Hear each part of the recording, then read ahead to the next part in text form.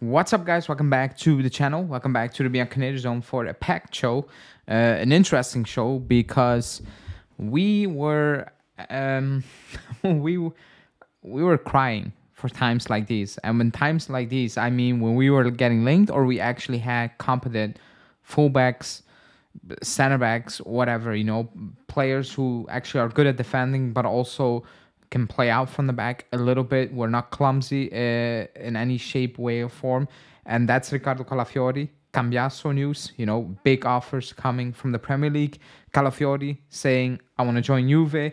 We have a Di Gregorio update because he's an obvious clear target right now. We have a Rabiot update as well because he's drawing interest from the Premier League and other leagues. However, he wants to stay, or like he's still giving his priority to Juve at this moment in time. But is it realistic? That's what probably the sticking point is, rather than, oh, he actually wants to stay. I don't think that's the biggest shock, but especially the wages is a big shock. But we are going to start off with Ricardo Calafiori. Before we do that, hit the like button, subscribe to the channel, and let's go.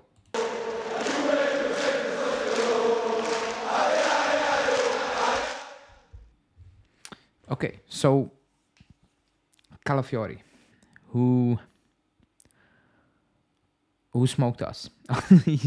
he was unbelievable against us. Actually, he's been extremely good, especially in the second part of the season. Then he stepped it up another notch or 10, because besides being a good defender, because he is a good defender, I think he's getting more praise of his for his non-defending abilities, basically, or showings, because against us he was spotless. He was just on point. The goals, the finishing, winning duels, accuracy in passing, it was just ridiculous. It was a masterpiece in front of your potential future employee. Didn't help the price, obviously, but Alfredo Pedula is reporting that he already said no to Chelsea and Leverkusen because he wants to join Juve, and Malta is a big part of that plan as well.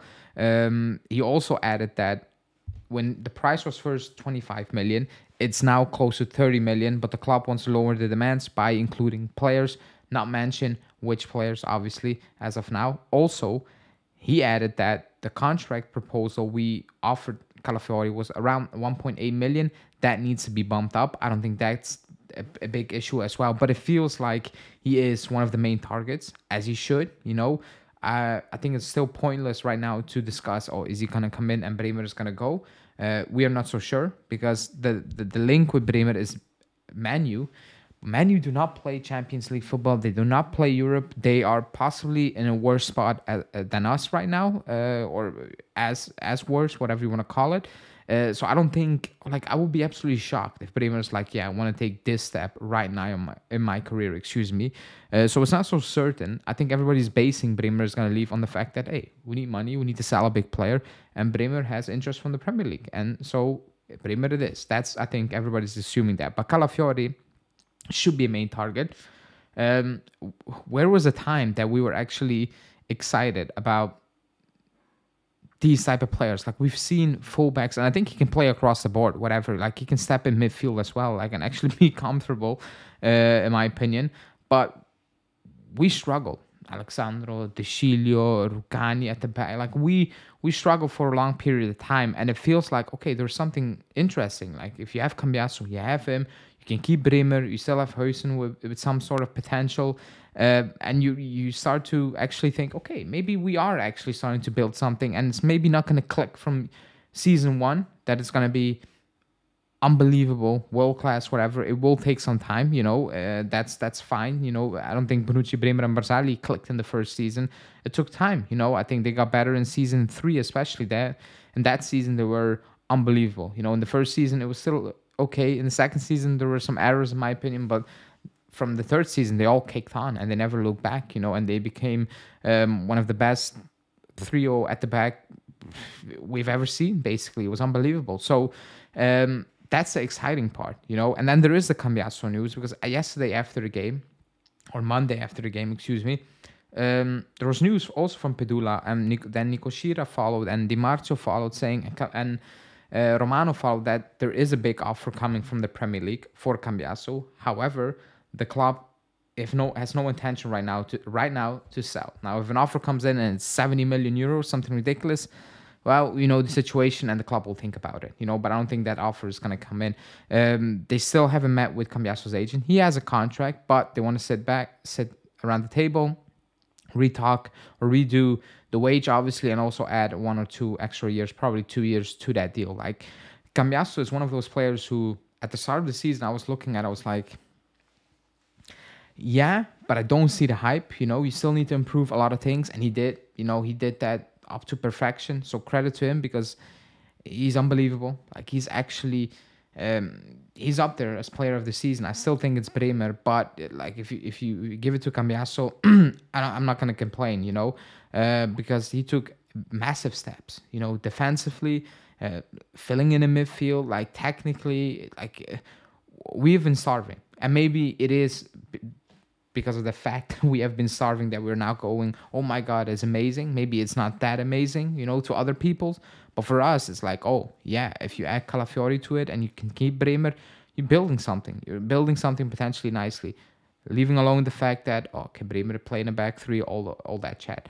But still, you know, an offer for Cambiaso is going to come in, and I think the club should be wise to decline that right now and say, no, we're not going to do that. We finally have that position locked in, which is the difficult position to lock in. Real Madrid are interested, especially for Ancelotti. So it's all up in the air right now. Like, there's a lot of good news, but it can also flip. You know, it can also flip to the offer for Cambiaso is so big we cannot really decline, or the club cannot decline, or for Bremer. So it can flip. But as of now, the signs are exciting and positive, you know. But that's for the back line, you know. You can add Di Gregorio to it, because that's also a part of the news that we already have agreement with Di Gregorio. He's willing to join, and it's basically one of Chesney and Perin needs to leave. Now, on Di Gregorio, if Perin leaves, okay, but is it really smart to bench him for a season? Yes, we play a lot of games, but I think Chesney is going to be the main guy, just purely on wage, the status in the locker room. I don't think Mota or whoever comes in and it's going to be like, okay, I'm going to bench Chesney for Di Gregorio. And that's my fear in terms of, is it good to have your quote-unquote future goalkeeper sitting on the bench for a season? Is that the right move? That's the only sticking point. The second, or not the only, that's the main sticking point. The second sticking point is, like, I get that we need to think about the future goalkeeping wise, but like spending 20 million or something from our budget right now, when we need so much help and fixing in the team, it feels like this is a bad timing. Like, it feels like a bad timing, even though, quote unquote, it is the right timing to move on the goalkeeping, you know. So that's the flip side of it. You know, I think Di Gregorio has been the best goalkeeper in the league, and actually, if you look at his numbers across the board, actually one of the best in Europe. So I don't have anything against the signing. It's just sitting 1 year on the bench. Is that a good move? And also, yeah, like it's a piece of our budget that's gone that we actually, in my opinion, needed for other positions in the field. But, you know, if the moment is now, you cannot choose the moment. It is what it is. Next season, Di Gregorio might not be there, and you need to look elsewhere again. So it's a difficult one for me, but at one point it needed to be done. I understand that. And to wrap it up, Rabiot, also interest from the Premier League, Aston Villa in particular right now. However, as of now, according to the reports, he said, I'm gonna wait. I'm gonna still prioritize talking to Juve first. And I think Mirko Di Natale said that in the coming days, the club will hold talks with his agent, his mother as well, to discuss, okay, that's the new coach, that's the project we want to do. But he's on 8 million euros a season. I don't see the club paying that. I see Premier League clubs paying close to that. I don't see us playing anywhere near close to that, nor should we pay anywhere near close to that. You know, it should not even be above 5 million euros. And that's already pushing it, because he's not, like, he doesn't bring that to the table. So I still think it's a difficult one. to do, you know. And I hope that the club is gonna